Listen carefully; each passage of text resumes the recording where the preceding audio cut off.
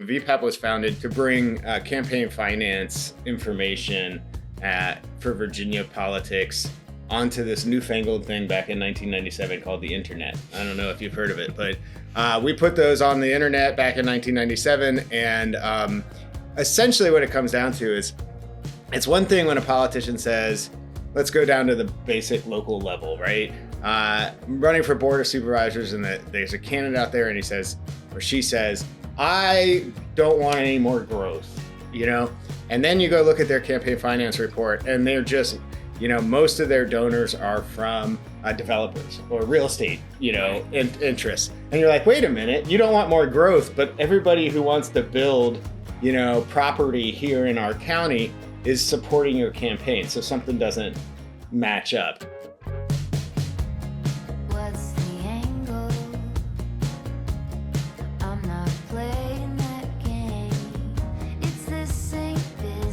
Chris, thank you so much for being on the show today. We appreciate you coming out. Yeah, I'm glad to be here. Thanks for having me. Absolutely. So I'd love to get started with what exactly brought you to Richmond and how did you get interested in nonpartisan politics?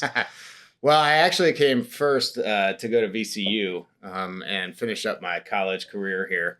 I bounced back and forth from DC to here in Richmond in a couple of different roles. But essentially, I majored in political science. I was not in love with any political party or any particular political candidate, but I knew I wanted to work in politics. So very excited to work in politics, and I eventually got a job as campaign finance manager at the Virginia State Board of Elections. And that was the perfect it was a perfect fit for somebody who was interested in politics and the machinations of politics, but didn't actually want to work for politicians.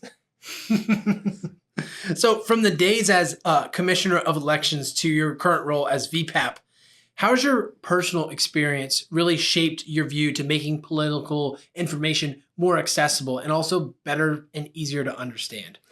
Yeah, I mean, like I said, VPAP was a perfect fit for me because I'm a nonpartisan by nature.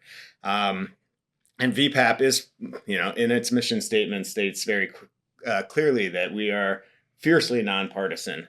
I've always enjoyed, again, the process of politics. And what's really important to me is that I think some people look at politics as this thing that's like inaccessible. It's something that's far away. It's people in power doing games and whatnot. Yeah. And so they can disassociate with it. And what I think is really important is if they just had the knowledge at their fingertips.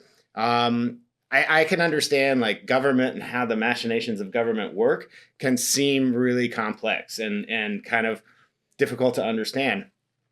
What VPAP does that I've been so excited to be able to work on is, take this complex information, boil it down into easy to understand, quick little tidbits.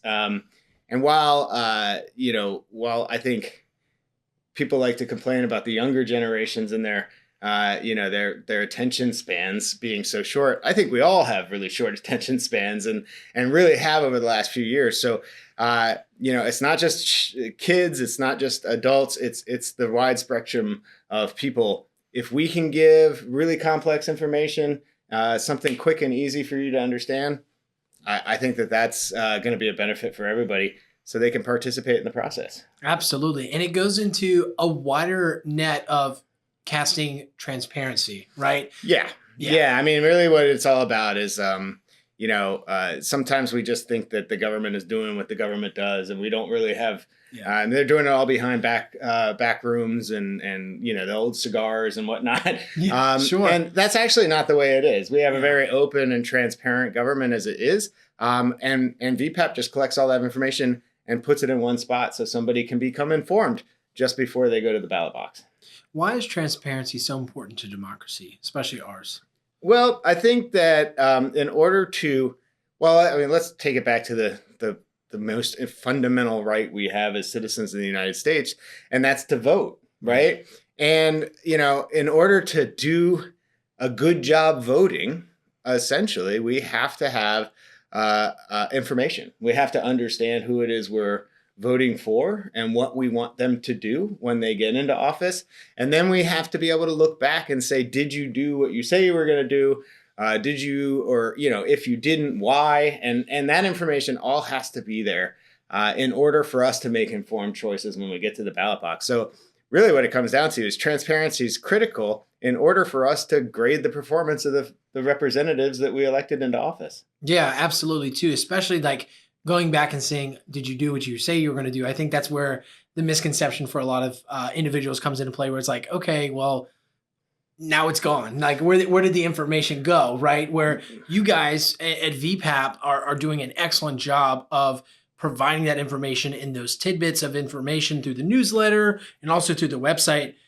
I'm curious, like, how does having access to this data empower individuals, and how do you guys, how does VPAP go about empowering individuals to, do their due diligence and vote while also saying, hey, we're not promoting one party or the other? Sure. Well, I think, at the basic level, VPAP was founded to bring campaign finance information for Virginia politics onto this newfangled thing back in 1997 called the internet. I don't know if you've heard of it, but we put those on the internet back in 1997. And essentially what it comes down to is it's one thing when a politician says, let's go down to the basic local level, right? Running for board of supervisors, and there's a candidate out there and he says, or she says, I don't want any more growth, and then you go look at their campaign finance report and they're just, most of their donors are from developers or real estate, Right. interests. And you're like, wait a minute, you don't want more growth, but everybody who wants to build, property here in our county is supporting your campaign. So something doesn't match up. And so it's really about having that information. I mean, I'm not saying, I think 99 out of 100 candidates are good people that want to do the right thing. But it's a matter of being able to, back up what they're saying with their actions. Sure. I mean, at the end of the day, I think that voters should probably understand that what we're doing is we're the boss and we're grading their performance. And then we're giving them a job interview at the same time if they're not an incumbent. Yeah. And so you want to be able to look and say, you said you're going to do this. You said, you want to do this. What do the actions say? Yeah. What are some of the biggest misconceptions you've seen at the local level when it comes to politics? In today's world, I think the biggest misconception is really it's a fundamental flaw in our education system right now in understanding civics and how government works. I've talked to people who are running for school board, and they were being asked what their position on abortion was. And the thing is that a school board member has no impact on abortion policy at the local level, at the state level. You talk to state legislative candidates or state legislators, and they get questions about what are you going to do about the war in Ukraine. They're a state legislator, so they don't have any influence over those sorts of things. It's not even their job to do that. Precisely. Right? Yeah. So I think the biggest misconception is just about the division of government. How does, who does what and what are their responsibilities so we can grade them on those sorts of things. And one of the reasons we started up our Civics Navigator program to help bridge that divide and get people, especially students, a better understanding of, how government is split up and who does what. Right. Because it can almost be easy. And I'm curious on your opinion here, Chris. I would argue that local politics have more of an impact on us in our daily lives than it does at the national level. Yeah, I mean, how does that pendulum swing for you? That's exactly what I say. I say it on a regular basis. I think we've seen, a pulling back of local media and a focus on local media. So used to be that you would wake up and just about everybody was reading from the same newspaper, right? Sure, and they were focused on basically the same news source, and they were focused on their community. So they understood a little bit better about the impact of local government versus national government.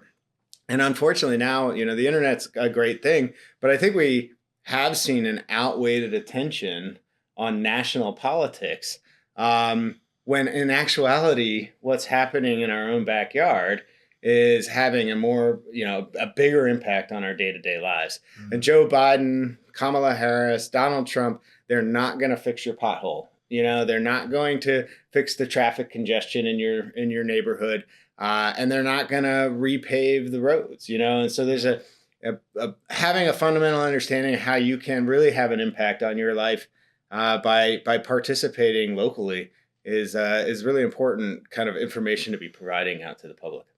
What do you say to those who say, local government doesn't really affect me. My vote doesn't really count. What does that conversation look like? Because I think it comes from a place of frustration, right? Because those individuals typically have voted before, maybe once or twice. And if you're only focused on the national level, you don't see the pothole being fixed. So how does reshaping that perspective work? And then how do you just have a conversation and discuss those objections to local government doesn't really matter? Yeah, I mean, I think that's one of the things that VPAP is working so hard on is, I think when you look at Congress, you look at the presidency, I mean, it's almost like, it just seems so inaccessible. Right. It seems like it's so far. There's no way I could actually go and talk to my congressperson and affect change. And like, there's 434 other congresspersons, and then you have the if you try to drive to DC, there's traffic for 3 hours, right? Yeah, you can barely even get there. Whereas I don't think people realize how incredibly accessible Virginia state and local government is. Mm-hmm. You can, during session, go and meet with your legislator. You can meet with other legislators that are on a committee dealing with a bill that's important to you. You can go to your board of supervisors, your city council. In most instances, they're going to want to hear from you. And they are going to be very respectful and desiring of your opinion. Again, remember, it's so important to reframe this as I'm not just a voter, but I'm really kind of your boss, and like, right. I'm not saying you have to do, and I understand that you have to, think about the community as a whole. But if you're not having your voice heard, then your part of the community is not being heard. And so I think one of the things we try to do is make that information accessible. And make it easy to understand so that you can go to your representative and affect change. And it really helps when you have the information, at your fingertips. Yeah, absolutely too, because that information then leads to knowing what type of questions to ask, right? Precisely. Not asking the school board member their position on abortion because their job doesn't affect that whatsoever. 100%. Could you break down the political makeup for us in the Richmond area and what that generally looks like? And how it affects the state and the bigger picture throughout the Commonwealth. So direct Richmond metropolitan area, sure. It's been a bit of a transition. If you look at the Richmond metropolitan area, you can look at the city of Richmond, which has always been historically, Democratic leaning. Chesterfield and Henrico, the counties that immediately surround the city of Richmond. Chesterfield 20 years ago was a pretty big red spot on the state map and heavily Republican leaning. But we have seen in the last couple of presidential election cycles and all the elections in between a movement toward Democrat. And the same with Henrico. I mean, that was a little bit faster coming and earlier on than Chesterfield, but we're starting to see this general area really turning to the blue shade on the map. Then you get a little bit further out. You look at Goochland, Hanover, maybe even New Kent, Powhatan.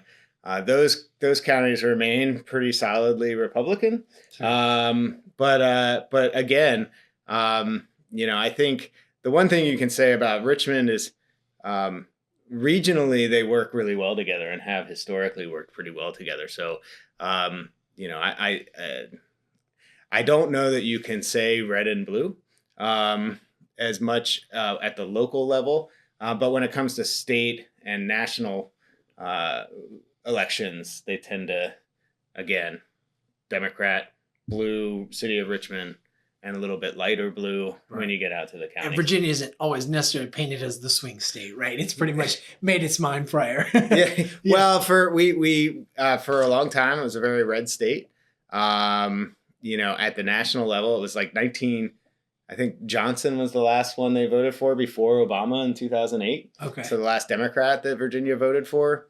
But at the local and state level, it was largely Democratic, with governors being from both parties during that period since Johnson. And now, it was pretty red in the late 90s, 2000s, and the 2010s until 2017. Following Trump's election, we started trending more blue. Sure. And just for clarification and a friendly reminder to our listeners, this is a nonpartisan view, right? We are looking at different colors of the map, just seeing where the information can be best collected and utilized. So going back to VPAP's mission, how do you ensure it remains neutral and continues to provide unbiased information, especially for an organization that relies heavily on volunteers and donations to make the organization and the information come together? Yeah, I mean, I think it's just a commitment internally. Nobody on the team and under our employ is allowed to have a bumper sticker advocating, one candidate over the other. Our board is made up of even parts of Democrats and Republicans. Sure. Is that something that they do disclose before coming onto the team? Yeah. Okay. We as the board is choosing its members, they're very, very focused on making sure there's an even split between them. Interesting. If you look at our data visualizations, we provide some information. We have a little bit of text to provide some amount of context. But we work very, very hard. In fact, as soon as I walk out of here, I'm going to be looking at some text to make sure that we're not trying to swing your thoughts one way or the other. It's just ingrained in each of us that we are there to provide information. For me, it comes from a career of working in elections and ethics, governmental ethics. It's not about red or blue. It's about the person having the opportunity to make a decision. Yeah. So we're heavily focused on making sure that we present information that you can look at and determine how it impacts your beliefs and your values. Yeah. Empowering people and individuals is a huge part of, I think, the way communities are, work together just to better each other, right? Yeah. To hold each other accountable as well, to those checks and balances that you mentioned. And so when we look at the wider scope of things outside of, the newsletter and the articles, what VPAP stands for is creating those conversations, right? Creating those engagements. What do you feel is the most important thing that VPAP does or prevents when it comes to the information that you all present? Well, I think when it comes from preventing, in today's world, as we've talked about a little bit with news sources and media sources, it's almost like you just have to paint it with a red or blue brush. Yeah. And what we're very lucky to have is a reputation that we're not painting it with a red or blue brush. So I think that the really the critical thing here is that unfortunately, people will look at one side of this, be looking at one media account or another media account, and they'll decide it's blue or red. Yeah. And so now you have people looking at what they think are two different sets of facts on the same issue. I think the buzzword we're here looking for is misinformation. Yeah, right? I mean, it's not just misinformation. I mean, partially. Sure. But what's the other part? I think to get to your point with that statement is that we as a society are at a point where we can't even agree on the facts. So it's like, how can you have a meaningful discussion about policy and agree to disagree when you can't even agree on the basic fact of something? Sure. And what VPAP provides, because and people can trust, is this is the fact. This is the information. You can't make up the campaign finance report that we took from the State Board of Elections and put on our website. We are not, we're not changing what is out there. We're simply presenting it in a way that's easy to understand. Right. And so now, if you are on one side, I'm on the other, but we're looking at the same facts, at least we can agree on that. And then we can have a discussion right. About whether this is right or this is wrong. Sure. And at that point, you can probably walk away and say, I might not agree with them, but at least we're singing from the same, hymnal, as it were. Interesting. That's a common theme we've heard a lot through our local series here throughout the Virginia Beach area as well, talking to mayoral candidates and council members of singing from the same hymnal. I'm curious, what is your response to an individual who says, yes, I am thinking objectively. I'm thinking objectively through the lens of my core beliefs, which just so happen to fall under this particular party. Do you think it's always beneficial to go nonpartisan, or do you think there are times to sway one side or the other if you've already met those core beliefs within that particular party? Well, I mean, I the fact of the matter is I think parties are definitely here to stay. They've been around for close to 250 years now. Yeah, the elephant and the donkey. Right. Yeah, I mean, the end of time. As much as George Washington and his farewell address. Wasn't that his first rule though? Like no foreign affairs and then like stay away from parties. Right? Yeah, he was basically we shouldn't have a party system here in the United States, and that was one thing he failed on because we certainly have a party system. I don't think there's anything wrong with parties per se, and I'm not going to get into that discussion. But what I'm going to say is, I think it's everybody has a different perspective. Right. But at the end of the day, as I was saying, I think the fundamental issue that we have right now is that we can't even agree on the facts. That's what VPAP is here to do, is to provide facts that everybody can agree on. And then if you have disagreements beyond that, I think you can reasonably have those disagreements and walk away and still have respect for each other. But first you have to have something like the basics in order to start the conversation. Yeah. Chris, as we come to the end of our conversation today, I'm curious, what do you think are the most important action steps or the most important items that we can begin to work through to foster connection and community in a way that is not only respectful to one another, but helps the community by and large, especially when it comes to politics? Yeah, I mean, I think being an informed citizen, I don't necessarily believe anybody has to be, in the game of politics and following it every day in and day out. But I think there's a couple of things that are really critical. Is right before an election, come to vpap.org. Take a look at your candidates. Starting tomorrow, you can type in your address into our system. So tomorrow being October 22nd, up to the election. But you can type in your address and you can see everybody who's on your ballot. And then, you can look into the funding of those candidates. You can see who's betting on them, right? Yeah. You can see who's supporting their campaign. You can see who's supporting their campaign. Yeah. Sorry, yes. Chris has a very nonpartisan view. I like to go for the entertaining value. You can see who's betting on who. But you can see who's supporting what cause, and then, right? Yeah, I think so. Before the election, take the time, to research and to understand who you're voting for and why you're voting for them. It's really easy to just walk into the ballot booth, and if they've got an R next to their name or a D next to their name, and you just check whoever that is. But why not do a little bit more research and understand what their role is, how they can impact your life on a daily basis.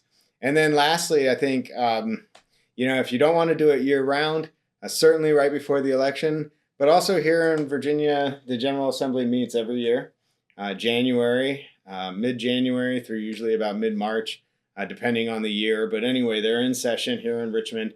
They're very accessible. That's a public thing that you can go to and attend, right? Yeah, you can even, you can watch committee meetings. For a lot of people, I'm sure that would be a really boring thing. But, check out what's going on, see the bills that are being proposed. I think one thing I would leave your listeners with that I think is really important. We think of ourselves as a very divided country. And no doubt, I think that, we can all agree that there's pretty big division in this country right now. But if you look at what we put out last year at the end of the General Assembly session, 80% of the bills that came to the House and Senate floor for a full vote were nearly unanimous or unanimous. Hmm. Meaning that only 20% of bills that actually were voted on in the General Assembly, on the floor of the General Assembly, had, partisan or disagreements, enough that, it was either party line votes or near party line votes. But that's only like, when you're talking about 1,000 bills, that's not a lot, Yeah. We generally do get along. Those are some good stats. Yeah, Yeah. and here in Virginia, the General Assembly actually gets work done. And why not come be part of that process and see how it works? You can follow along all of the General Assembly's actions right there on our website. And I just encourage people to take an active role in their community, not just at the state level, not just during presidential elections. There's a lot going on all the time that impact your life, and you have a voice. You can use it not just at the ballot box. Chris, thank you so much for your time. Thank you. Glad to be here.